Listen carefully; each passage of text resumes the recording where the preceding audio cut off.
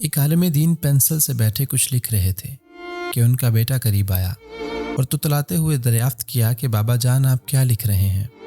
اس عالم دین نے مسکراتے ہوئے اپنے بیٹے سے فرمایا کہ بیٹا، میرے لکھنے سے بھی زیادہ یہ اہم پینسل ہے جس سے میں بیٹھا لکھ رہا ہوں، اور میں یہ چاہتا ہوں کہ جب تم بڑے ہو جاؤ تو تم اس پینسل کی طرح بنو۔ اس بچے نے تعجب امیز نگاہوں سے باپ کو دیکھا اور پھر بڑے غور سے پینسل کو گھورنے لگا، اور وہ اس کی کسی ایسی خصوصیت کو تلاش کرنے لگا جس کی بنیاد پر بابا جان اس سے پینسل جیسا بننے کا مطالبہ کر رہے تھے۔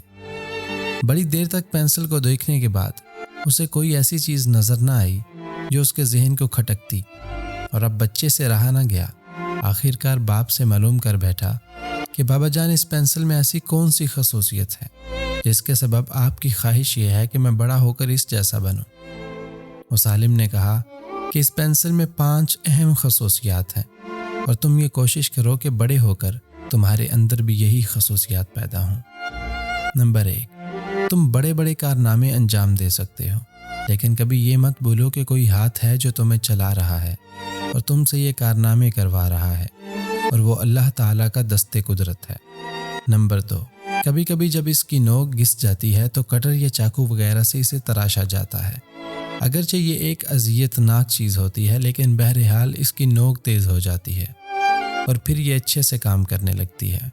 بس تمہیں بھی یہ جان لینا چاہیے کہ کسی انسان کو اگر کوئی دکھ اور صدمہ پہنچتا ہے، وہ اس لیے ہوتا ہے کہ تم بہتر کارکردگی کا مظاہرہ کر سکو۔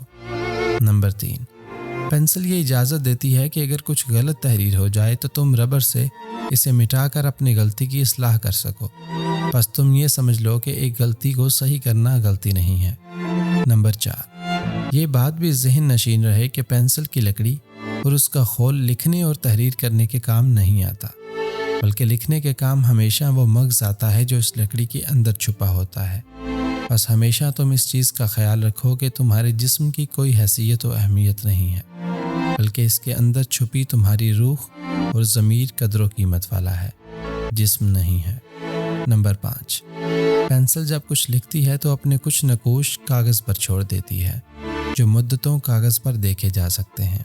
بس تم بھی یہ بات سمجھ لو کہ تم جو بھی کام کرو گے اس کے نقوش تمہارے بعد باقی رہیں گے۔